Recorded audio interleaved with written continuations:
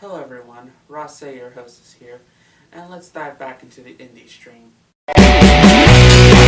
Let's begin talking about the game, Assault Android Cactus. But before I give you what's inside the box, I'm going to be reading Ross's notes of the gameplay.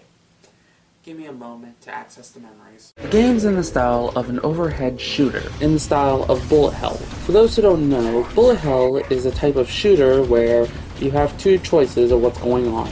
You need to focus on shooting your opponent while at the same time... Is it funny that clip actually best describes how most people react to bullet hells? There are 3 modes to this game, but we're only going to be talking about 2 of them. The third one that we're not talking, Daily Drive, is more for the online play. And what Rasa wrote down in his notes, and as I reiterate as of quote, I already suck in this game. I don't want people online to know that I suck. Didn't have to say that one out loud! Infinity Drive is a mode of an endurance, of how long can you keep going further and further throughout the levels. Or, in Ross's case, can you get past layer 2? Okay, I get it, I suck. Will you please stop making fun of me? Well, I suggest in the immortal lines of most gamers to, as I quote, get good. Okay, that is it. I am getting the sledgehammer. Rasa, stop arguing! Rasa, just keep focusing on the camera. Rasa, keep going with... Fine, BV. Let's move on to campaign mode. Campaign mode is the story where a freighter ship has been taken over by a hostile robot, and you play as Space Cop Cactus. With her and the surviving members, who did not go rogue, have to stop the androids and make it to the head of the ship to fix the whole fiasco. And as an android, I find it offensive that I have to be thinking throughout the whole programming, and not how I think. I have the right to speak the way I want to. Okay, you better shut the hell up. This channel does not support SJW crap, and if you keep talking like that, I'm going to shove a high-powerful magnet up your processing unit. Fine then. Ross only has one complaint about the whole game, and it's the battery. The battery is considered the timer in the whole game, and the thing is, as soon as you acquire it, it bounces around like a Mexican jumping bean. And in a game where time is your valuable sustenance, having it bouncing around without adding it to it would screw you over. Besides that, the whole game is great. The movements flow well, the combat's good. Even the levels are not manual lineage, but you can actually pick which one you want to start out with. It is just that battery is the only problem. Now, let's move on to what's all uniquely inside the box.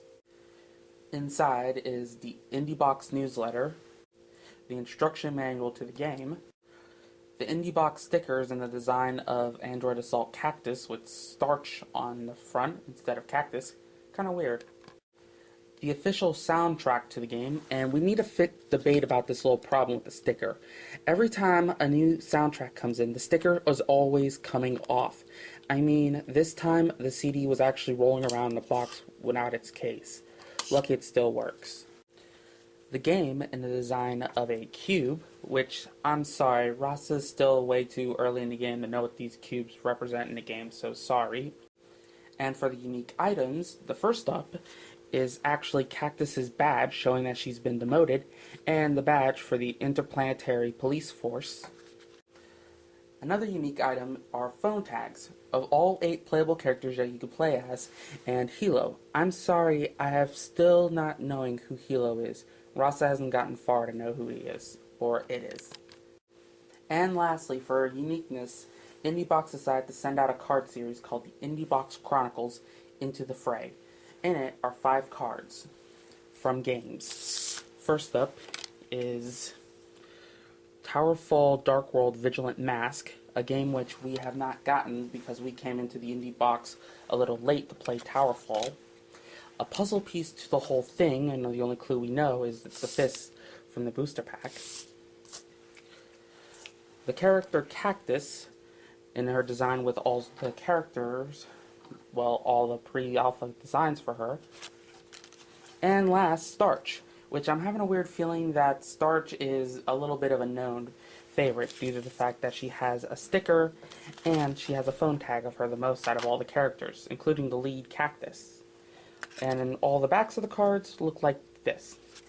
There's a 5th card, but I'm sorry not to show it due to the fact it's actually a game code for a Smash Brothers-like clone called Brawlhalla. It's more the style of a costume skin. And that is all about Assault Android Cactus. The point of IndieStream is to tell you about the game to get you interested in wanting to buy it.